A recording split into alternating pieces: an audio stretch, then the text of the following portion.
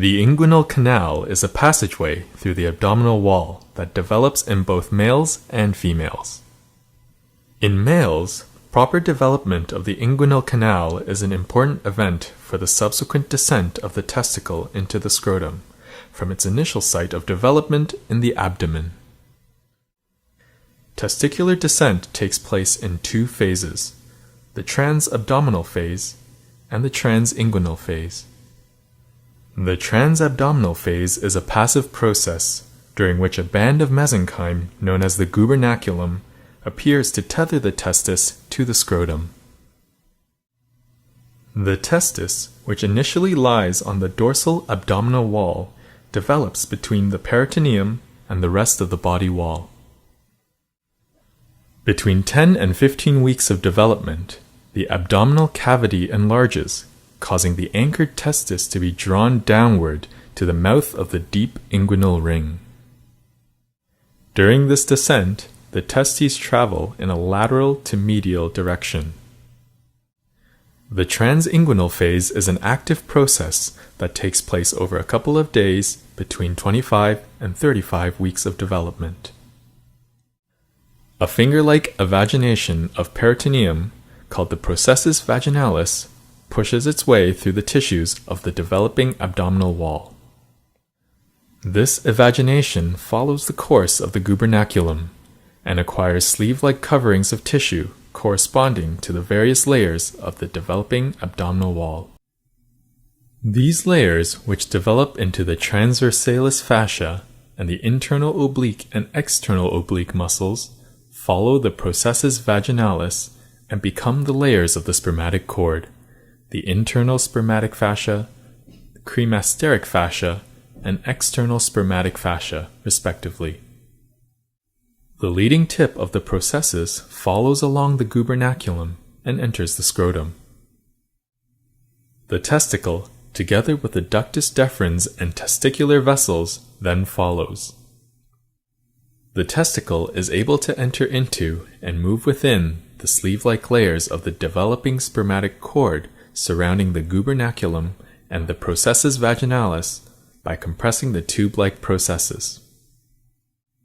The proximal end of the processus vaginalis normally disappears. The distal tip survives and becomes the tunica vaginalis. The remains of the gubernaculum form the ligament of the scrotum. In female fetuses, the processus vaginalis develops to create an inguinal canal, but the descent of the ovary stops in the pelvis. The processus vaginalis disappears, leaving the remains of the gubernaculum to become the ligament of the ovary and the round ligament of the uterus.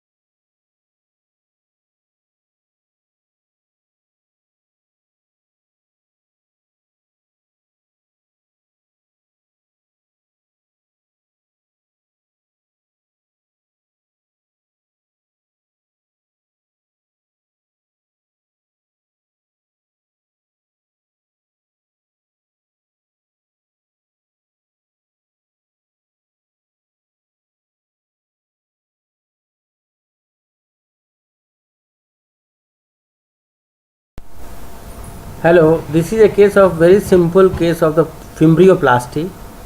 In this patient, tubal patency test was done. Left side of the tube was found open, and here methylene blue is coming from the left side, but the right side of the distal tube at the fimbrial end, it is blocked.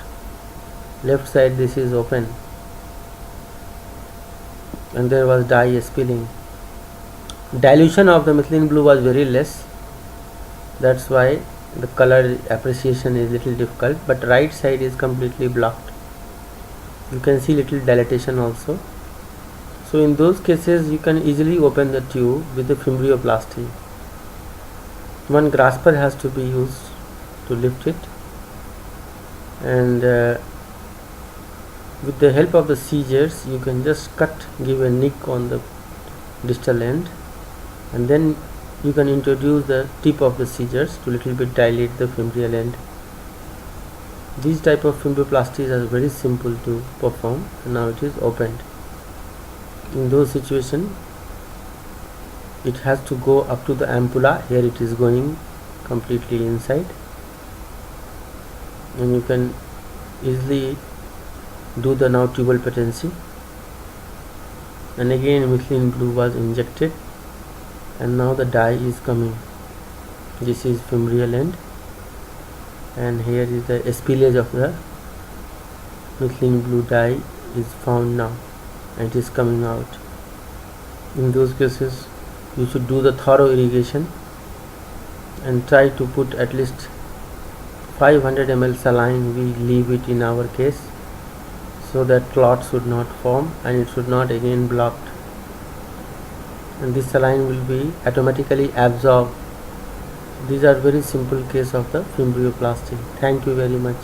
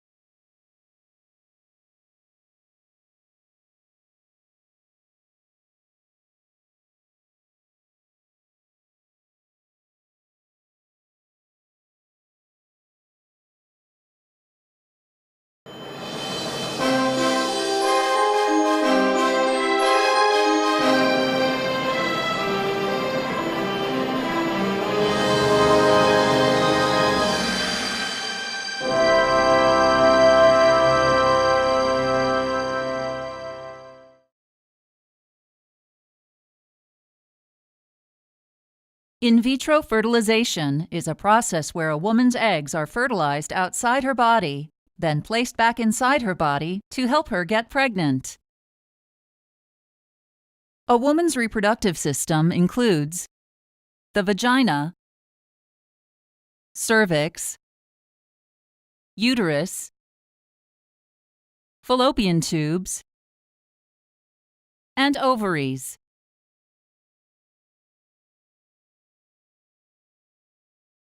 During the monthly menstrual cycle, one of the ovaries releases an egg in a process called ovulation.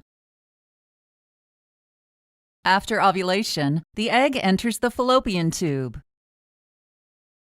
A woman is most likely to become pregnant if she has sex in the days just before, during, or right after ovulation. During this time, a sperm cell from a man's reproductive fluid, called semen, is able to fertilize the egg just inside the fallopian tube. As it travels along the fallopian tube, the fertilized egg, now called an embryo, loses the outer cells that nourished it in the ovary. The embryo passes from the fallopian tube into the uterus. In the uterus, the embryo sheds its protective outer layer, called the zona pellucida, in a process called zona hatching. Zona hatching is necessary for the embryo to implant in the tissue lining the uterus. During implantation, a connection between the woman and the embryo begins to grow. This organ, called the placenta, allows oxygen and nutrients to pass from her to the embryo. In vitro fertilization may be performed if a woman has been having trouble getting pregnant, a condition known as infertility, or it may be done if a woman wants to have a child without a male partner. Before in vitro fertilization, a woman will receive fertility medication that causes more than one egg to grow and mature in the ovaries. A man will provide a semen sample so that the healthiest sperm can be collected for fertilization. If the male partner is completely infertile, also known as sterile, or the woman doesn't have a male partner, a donor may be arranged to provide sperm for this process. In vitro fertilization consists of three main procedures: follicle aspiration, fertilization, and embryo transfer. During the first procedure, called follicle aspiration, eggs will be harvested from the ovaries. At the beginning of this procedure, an ultrasound probe will be inserted into the woman's vagina so that her doctor can view her ovaries. Inside the ovaries, the doctor will look for follicles. Each follicle is a fluid-filled sac that contains an egg. Then the doctor will insert a long, thin needle into and through the wall of her vagina and guide it to the ovary. A suction device connected to the needle will collect several eggs from inside their follicles. During the second part of in vitro fertilization, called fertilization, the collected eggs will be taken immediately to a laboratory where they will be fertilized. Fertilization may be performed by insemination, where several sperm are mixed with the healthiest eggs. Or the eggs may be fertilized with sperm injected directly into them during a process called intracytoplasmic sperm injection. The fertilized eggs, also called embryos, will be monitored for 3 to 5 days as they begin to grow. At this time, the lab may create a hole in the zona pellucida surrounding some of the embryos. This process, called assisted hatching, will help these embryos implant in the uterus. Some of the embryos will be used right away for embryo transfer, and the rest will be frozen and stored for future use if necessary. The third part of in vitro fertilization is called embryo transfer, which is done 3 to 5 days after fertilization. During embryo transfer, a tool called a speculum will be inserted into the woman's vagina so that the doctor can see her cervix. A syringe will be loaded with fluid containing one or more of the hatched embryos. Then the syringe will be attached to a long, thin tube called a catheter. The doctor will insert the catheter into the vagina, through the cervix, and into the uterus. Once inside the uterus, the doctor will inject the embryos. Then the catheter and speculum will be removed. The woman may continue to lie on her back for about 15 minutes.